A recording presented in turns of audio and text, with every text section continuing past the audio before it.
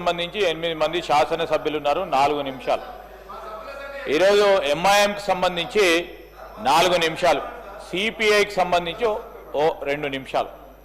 ఈ విధంగా ప్రస్తావన చేస్తా ఉన్న సందర్భంలో ఇక్కడ సభా సమయాన్ని వృధా చేయకుండా క్రియాశీలకంగా నిజంగానే ప్రొడక్టివ్గా ఏదైనా మాట చెప్తే వినడానికి ఆస్కారం ఉంటుంది అధ్యక్ష. అప్పుడే 1 అవర్ అయిపోయింది, వారు 10-15 మినిట్స్ అయిపోయింది వారు మాట్లాడి ఉన్న విషయాలు మాట్లాడారు.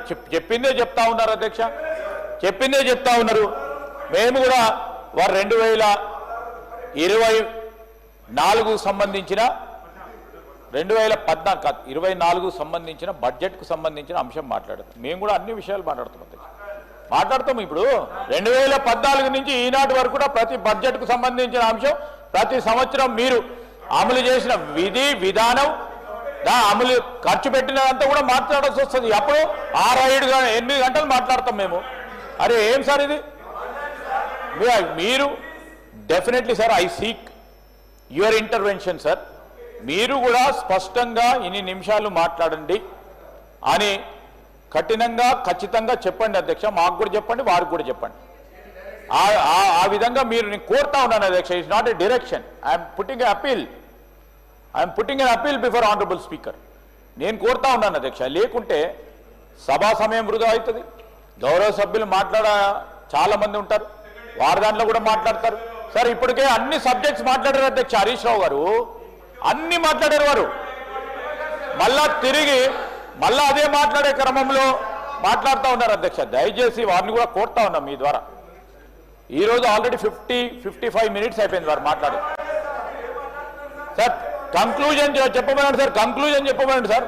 ఇంకా మీరు 5 మినిట్స్ ఇచ్చినా పర్వాలేదు, కానీ మీ ద్వారా కంక్లూజన్ చేయమని చెప్పని కోరుతా ఉన్నాను అధ్యక్ష. స్పీకర్ సార్, మాట్లాడమంటే మాట్లాడతా, పోమంటే పోతా సార్.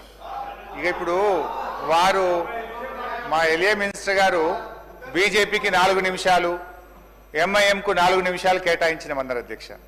నిజంగా మీరు రికార్డులన్నీ తీయండి. గతంలో ఎవరెవరు ఎన్ని నిమిషాలు మాట్లాడారు, నిజంగా అంతే టైం ఇస్తారా? వాళ్ళకి ఎంత ఇచ్చిందో దాని ప్రపోర్షనేట్గా ఇంటూ 38 మీరు క్యాలిక్యులేట్ చేసి ఇవ్వండి అధ్యక్ష, మాకు అభ్యంతరం లేదు. కానీ ఇట్లా 5 నిమిషాలు నేను అసలు అధ్యక్ష ఇంకా సబ్జెక్ట్లోకి డిపార్ట్మెంట్ వైజ్ ప్రారంభమే కాలేదు. నేను బ్రాడర్ వ్యూ చెప్పాను. Now I will go to department wise. అధ్యక్ష, ప్రధాన ప్రతిపక్షం యొక్క సూచనలు సలహాలు తీసుకుంటే ప్రభుత్వానికి కొంత మేలు అవుతుంది. వినే ఓపికే ఉండాలి అధ్యక్ష, సహనం ఉండాలి అధ్యక్ష ప్రభుత్వానికి.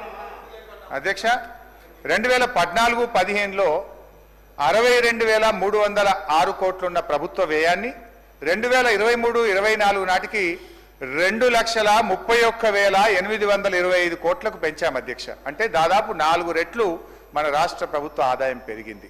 సంపద పెంచినం, పేదలకు పంచినం అనడానికి ఇది ఒక నిదర్శనం అధ్యక్ష. అధ్యక్ష, స్వంత ఆదాయ వనరుల వృద్ధిలో దేశంలోనే తెలంగాణ నంబర్ 1 రాష్ట్రంగా నిలిపినమనేటువంటి విషయాన్ని గుర్తు చేస్తున్నా. మా పాలనలో గ్రోత్ రేటు ఆకాశం వైపు చూస్తే మీ పాలనలో పాతాళం వైపు చూస్తుంది.